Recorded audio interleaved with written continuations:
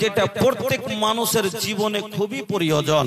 আমার বন্ধুরা, আমার ভাইজানেরা, আমি যে বিষয়টি নিয়ে আলোচনা করতে যাচ্ছি সেটি হচ্ছে হুকুকুস জাওজাইন, অর্থাৎ স্বামী স্ত্রীর হক।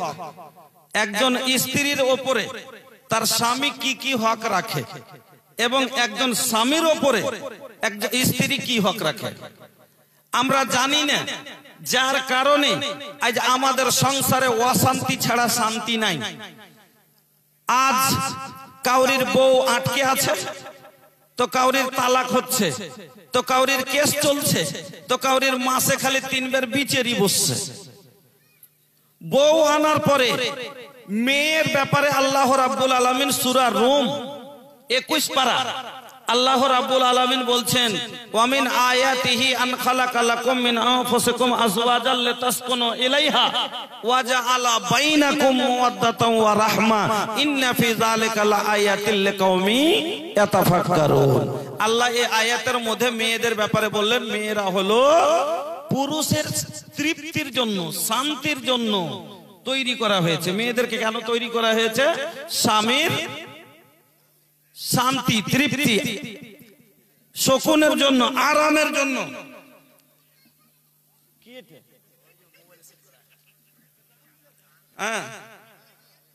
তো তবে বউ হলো শান্তির জন্য।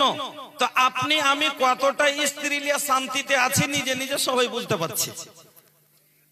কতটা শান্তিতে আছি আপনি আমি নিজে সবাই ভালো বুঝছি নিজের নিজের অবস্থা। কইছে যাব दूसरे का गम देखा तो अपना गम भूल गया।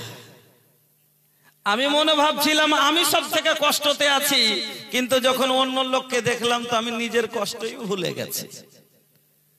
বন্ধুরা আমার, এই অবস্থা আমাদের, তার কারণ গেল কি? আজ একজন স্ত্রীও বলছে আমি সুখে নেই। একজন স্ত্রী নিজের ভুল বুঝতে পারে না, ও দোষ চাপা দিচ্ছে স্বামীর উপরে। এক বলছে আমার স্বামী ভালো না। একজন স্বামী নিজের ভুল বুঝতে পারে না, ও দোষ চাপা দিচ্ছে স্ত্রীর উপরে, ও বলছে আমার স্ত্রী ভালো না। একজন মহিলা বলছে जब मैं बहू थी तो मुझे सास अच्छी नहीं मिली। जब मैं बहू थी मुझे सास अच्छी नहीं मिली, और जब मैं सास बन गई तो मुझे बहू अच्छी नहीं मिली। मेरे अंदर कोई कसूर नहीं। কথাটা বুঝতে পারলেন তো? মহিলা বলছে যখন আমি বউমা ছিলাম শাশুড়ি ভালো পাইনি, আর এখন যখন শাশুড়ি হয়েছি তো বউমা ভালো পাইনি। আমার কোনো দোষ নাই। আসলে সব দোষ হলো ওরই। আসলে নাটের গুরু হলো ওই, আসলে বদমাশের হাড্ডি হলো ওই। ওর সবকিছু ভুল ওর ভিতরে, কিন্তু নিজকে বুঝতে রাজি নেই। ও বলছে যে আমার মতো ভালো কেউ নাই। ওরকমই একজন ছেলে নিজের ভুল বুঝে না, দোষ চাপা দিচ্ছে। ওই মহিলা যেমন দোষ চাপা দিল শাশুড়ির উপর আর বহুর উপরে, নিজের ভুল নিতে নিজে মানে না। ওই রকমই একজন স্ত্রী নিজের কর্তব্য পালন করে না, ওর কি ভুল আছে বুঝতে পারে না, ও দোষ দিচ্ছে পুরুষই ভাল লাগবে। হ্যাঁ, কারণ গুলো কি? আসুন আপনাকে আমি 10 থেকে 12টা হাদিস শোনাবো আজকে, আর 4 থেকে 5টা আয়াতের সারমর্ম বলে ইনশাআল্লাহ 2 ঘন্টা আপনাকে আমি বয়ান করব এই বিষয়ের উপরে। বন্ধুরা আমার, স্বামী স্ত্রী হলো জীবনের গাড়ির 2টা চাকা।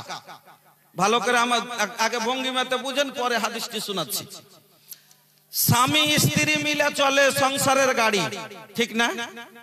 স্বামী স্ত্রী মিলে চলে সংসারের গাড়ি। তবে স্বামী যেমন মোটর সাইকেল চললে মোটর সাইকেলে 2টা চাকা লাগে, তারপরে ও দৌড়িয়ে এখান থেকে ওখানে রাস্তা অতিক্রম করে 5-10 কিলোমিটার 50 কিলোমিটার পথ বহন করতে পারবে। ওই রকমই স্বামী আর স্ত্রী যখন মিলবে তাহলে আর গোটা সংসারের গাড়ি চলবে। তবে স্বামী হলো আগকার চাকা, তো মহিলা হলো পিছনের চাকা। সামনের চাকা ছাড়া যেমন পিছনের চাকা চলতে পারে না, পিছনের চাকা ছাড়া সামনের চাকারও কোনো দাম নাই। আচ্ছা, একটা চাকাতে কোনোদিন গাড়ি চলেছে? চলেনি। তবে আচ্ছা একটা কথা বলেন তো, মোটর সাইকেলে যে চাকা দুটো আছে ভাই, এই চাকা দুটো এক সমান না ছোট বড়? ছোট বড় না এক সমান? আরে একটু ছোট বড় ভাইজান, এলে কি আর সংসার টিকে না? মোটর সাইকেলের চাকা দুটো এক সমান। ট্রাক্টরের যে চাকা আছে তো ট্রাক্টরের মতন, ওর এক সমান। ট্রাকে যে চাকা আছে তো ওর এক সমান। জিপে যে চাকা আছে তো ওর এক সমান। সাইকেলে যে চাকা আছে তার এক সমান। সব একরকম বরাবর লাগবে, না হলে রোডে বরাবর গাড়ি চলবে না। তো ছোট বড় হয়ে গেলে পরে উঁচা নিচে হয়ে যাবে না? আর উঁচা নিচে যখন হবে তখন টাল খেয়ে পড়বে। তো মোটর সাইকেলের দুটো চাকা একরকম যেমন হয়, গাড়ির চাকা যেমন দুটোই বরাবর হয়, সংসারে স্বামী স্ত্রী দুইজনেরই মেজাজ একরকম হওয়া দরকার, তাহলে সংসার ভালো চলবে। দুজন যদি নামাজি হয়, ছেলেও নামাজি তো মেয়েও নামাজি একরকম, ছেলে পরহেজগার মেয়েও পরহেজগার একরকম, ছেলেও বদকার মেয়েও বদকার একরকম, ছেলেও বেনামাজি মেয়েও বেনামাজি একরকম। মানে দুইজন যদি একরকম হয় তো তাহলে টেনশন হবে না। কেন? উঁচ নিচ হবে না। না তো ছেলে নামাজি আর মেয়ে বেনামাজি, ওকে ফজরে কইছে উঠো না জি, ফজরের নামাজ খান পড়ে লাও। ও কইছে তোমার গায়ে খুব গরম আছে, তুমি পড়ো, আমি পারবো না। সত্যিকারী পাপ যদি ও নামাজি হয় সহ্য করতে পারবে? কয়দিন এই বউকে সহ্য করবে? করবে না। আল্লাহ রাব্বুল আলামিন এই আয়াতটাতে কি বলছেন এবার ভালো করে শুনেন, যে দুজনেই একরকম যদি হয় তাহলে পরে সংসার টিকবে, ভালো চলে যাবে। কিন্তু উল্টা পাল্টা যদি হয়ে যায়, দুটা দুরকম হয়ে যায়, ছেলে নামাজি মেয়ে বেনামাজি, ছেলে পরেজগার মেয়ে পরেজগার লয়, ছেলে দিনদার মেয়ে হলো অভদ্র, তাহলে কিন্তু সংসার টিকা খুব ঝামেলা আছে। তাহলে আল্লাহ রাব্বুল আলামিন এর জন্য কি বললেন এই আয়াতটা শুনেন। বিসমিল্লাহির রহমানির রহিম। الخبيثات للخبيثين والخبيثون للخبيثات والطيبات للطيبين والطيبون للطيبات। আল্লাহ রাব্বুল আলামিন বলেন আল খাবিসাতু লিল খাবিসিনা ওয়াল খাবিসুনা লিল খাবিসাত। একটা খবিস ছেলে একটা খাবিসা মেয়ে যদি হয় তাহলে এরা দুজনাই একরকম। খাবিস মানে কি, ভালো না খারাপ? খারাপ। খবিস বুঝেন তো? খবিস আপনারা ব্যবহার করেন কি করেন না? পোতা দাদু ওকে বলছে আবে ওখানে চড়িস না কেটে যাবি। টিনের উপরে চড়ছে পোতা, তখন দাদু ওকে বলছে ওখানে চড়িস না কেটে যাবি। তারপরেও ছোঁড়া লক করে কানটার দিক দিয়ে চড়ে লেছে, আর ইয়াতে বেঁধে টিনে বেঁধে বাস পা কেটালো। বলছে এই খবিস কি করলি বে? দাদু ওকে মানা করছে এটা করিস না, আর ভেঙে দিলে দাদু রাখবে না রেগে কি বলে এই খবিস কি করলি বে? তো খবিস শব্দটা কেন ব্যবহার হলো? ওই যে ওকে বদমাশি করতে মানা করেছিল, বদমাশি করলো যার কারণে ভেঙে গেল। তাকে খবিস এই কারণে, বদমাশির কারণে বলে খবিস। চলেন আর একটু বুঝাই। আপনারা পায়খানাতে যখন সান্ধান কি দোয়া পড়েন? আল্লাহুম্মা ইন্নী আউযু বিকা মিনাল খুবুসি ওয়াল খাবাইস। এখানে খবিস শব্দ ব্যবহার হলো কি? কাকে খবিস বলা হয়েছে এখানে? শয়তানকে। কেন? পায়খানাতে কে থাকে? শয়তান থাকে না? থাকে না? শয়তান থাকে। এই জন্য আল্লাহ রাসূল বললেন যে শয়তান কো জিন, বদমাস জিন যারা, জিন জিন্নাত যেগুলো মানুষের ক্ষতি করে, ওই সব জিন জিন্নাত কোথায় থাকে? বাঁশের ঝাড়ে, গাছের ওপরে, পুকুরের পাটালে, নদীর জলে, আপনার ঝাড়ের পিছনে, আপনার পায়খানার আশেপাশে যখন থাকে। এই জন্য নবী বললেন যখন তোমরা পায়খানায় যাবে, পায়খানায় বসার আগে তোমরা এই দোয়া পড়ে নিও, আল্লাহুম্মা ইন্নী আউযু বিকা মিনাল খুবুসি ওয়াল খাবাইস। ওগো আল্লাহ, আমি জিন সার্কাস, বদমাস, ক্ষতিকর জিন জিন্নাত থেকে আমি তোমার কাছে উদ্ধার চাইছি, পরিত্রাণ চাইছি। অনেক সময় জিন ধরে লাই অনেক মহিলাকে, আসার পরে তুমি কিছু কি হয়েছে পেটে ব্যথা এরকম ওরকম, এবার ওষুধ লিয়ে বহুটা আইলো এসে পেটে ব্যথা, ওষুধ লিয়ে এনে দে, ওষুধ আনার পরে খাইছে, আরো কিছু হয় না, ওর ঝাড়েকে লিয়ে, ও ঝাড়েকে লিয়েছে তুমি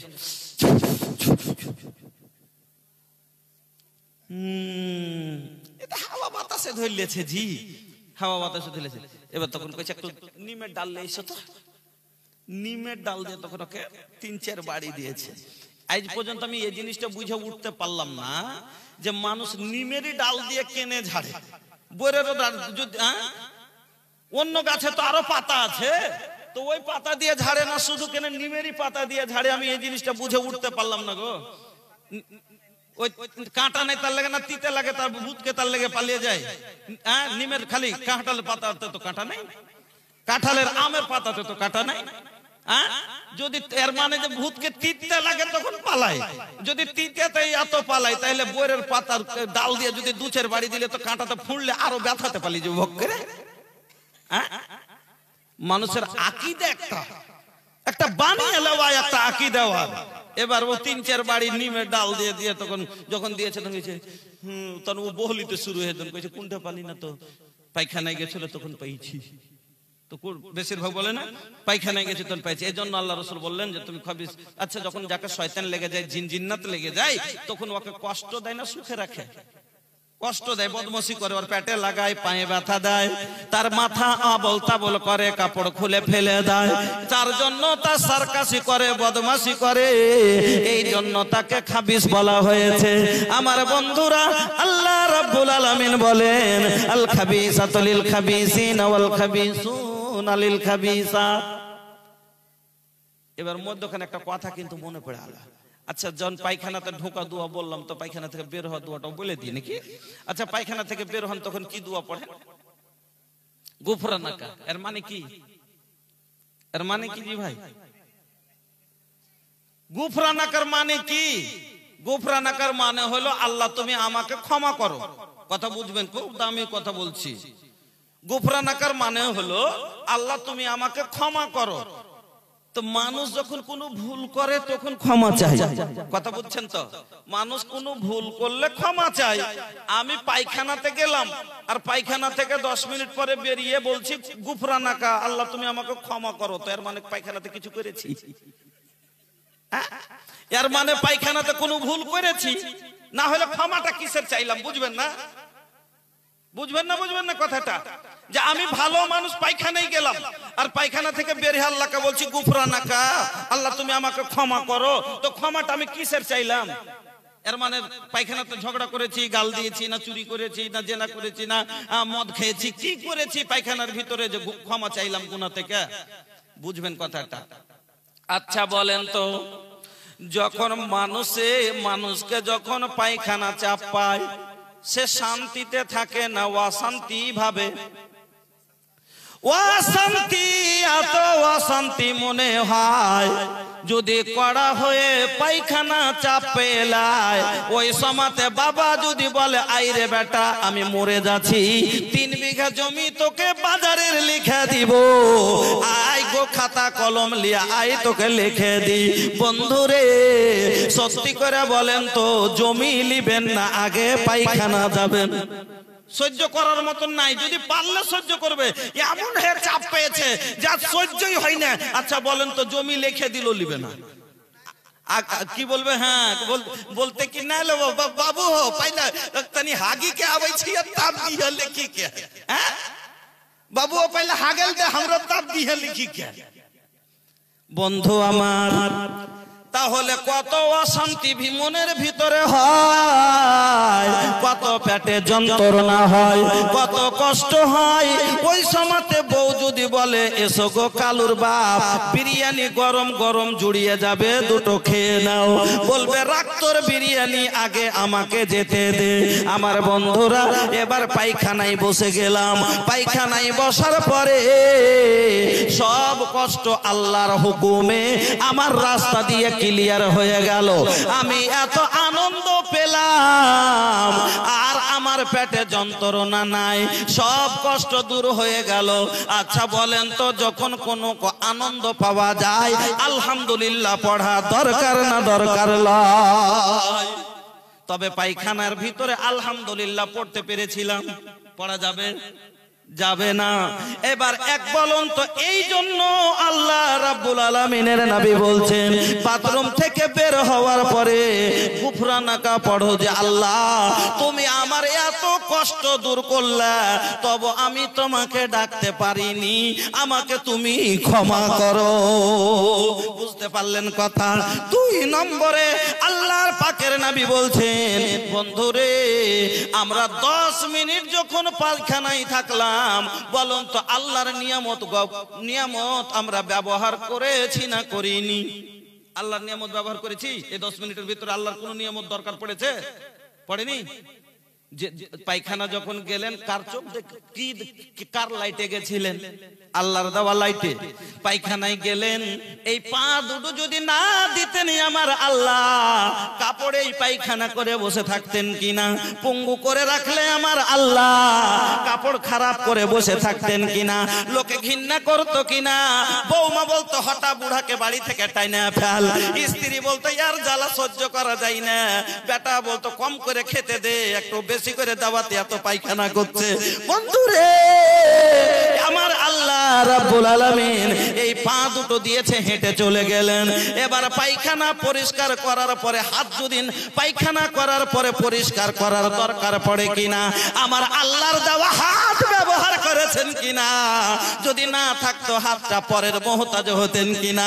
তবে এই হাতও ব্যবহার করলেন, আল্লাহর জল দিয়ে পরিষ্কার করলেন, এটাও আল্লাহর নিয়ামত। জলটা নিয়ামত না? নিয়ামত না? আল্লাহ রাব্বুল আলামিন বলেন, ওরে বান্দা শুন, আবার আইতুমুল মা, তোমরা কি একদিন পানি দেখে কোনোদিন চিন্তা করেছো? তোমরা যে জলটা ব্যবহার করো, এই জলটা নিয়ে কোনোদিন গবেষণা করেছো, মাথা লাগিয়েছো? আমি আল্লাহ এই জলটা যদি আজ তোমার জন্য তৈরি না করতাম, আল্লাহ বলছেন কামকুল আরাইতুম ইন আসবাহা মাউকুম গাওরান ফামাইয়াতিকুম বিমাইন মাহিন। ওরে মুসলমান, ওরে আমার বান্দা, বলতো এই জলটা আমি আল্লাহ 30 ফুট নিচে না করে যদি 300 ফুট তলে করে দিতাম, আজ আপনার আমার জমি সব ফসলে ভরা, 1 কাঠা ফাঁকা নাই। আছে? নাই। সামান্য আপনার বেঙ্গল আর বিহার বাদে আপনি ঝাড়খণ্ডে চলে যান, আল্লাহ রে আল্লাহ, পাকুড়ির পশ্চিম সাইডে চলে যান, আপনি সাহেবগঞ্জের দক্ষিণ সাইডে চলে যান, মাঠকে মাঠ ফাঁকা পড়ে আছে, বিরান পড়ে আছে, একটা কোনো ফসল চোখে দেখতে পাওয়া যাবে না। বন্ধুরে আমার, কিসের কারণে? 400 ফুট নিচে জল তুলতে পারছে না। সামান্য 400 ফুট তলে যদি জল হয়, তাহলে মাঠ যদি ফাঁকা থেকে যায়, আমার আল্লাহ বলছেন আর আইতুম ইন আসবাহা মাউকুম গাওরান, আমি আল্লাহ এই জলকে যদি জমিনের পাতালে পাঠিয়ে দিই, কে আছে, কার ক্ষমতা আছে এই জল তোকে এত সুন্দর জল এনে দিতে পারবে? তবে পায়খানা পরিষ্কার করতে আল্লাহর নিয়ামত জল ব্যবহার করলেন কিনা? করলেন। তো আল্লাহর কাছে শুকরিয়া আদায় করা লাগতো কিনা? কিন্তু করতে পেরেছি কি? পারিনি। এই জন্য আল্লাহর রাসূল বললেন গুফরানাকা, বলো যে আল্লাহ এতগুলো নিয়ামত তোমার ব্যবহার করলাম, কিন্তু তোমাকে ডাকতে পারিনি, তোমার শুকর আদায় করতে পারিনি। कितना सुनर सुनर हमके दूगो अखिया तू देहला, दुनिया देखे खातिर ये में जो तो जगौला। कितना सुनर सुनर हमके दूगो अखिया तू देहला, दुनिया देखे खातिर ये में जो तो जगौला। हम पे तो हर नियामत हजार, हम पे तो हर नियामत हजार, कैसे अदा करी हम शुक्र तोहार। अल्हम्दुलिल्लाह पढ़বেন না? কেমন করে শুকরিয়া আদায় করবেন? আলহামদুলিল্লাহ পড়ে। हम पे तो हर नियामत हजार, कैसे अदा करी हम शुक्र तोहार। सुन ले बिनती है परवरदिगार, तू रब हो हमार, हम भक्त हैं तोहार। सुन ले अर्जिया हमार, अर्ज करी ले हम बारे बार। अपने पर शक्ति से ये दुनिया बनौला, रंग रंग के असिया से दुनिया सजौला। अपने पर शक्ति से ये दुनिया बनौला, रंग रंग के असिया से दुनिया सजौला। तोहर महिमा अपार, अपर महिमा আছে না নাই আল্লাহর?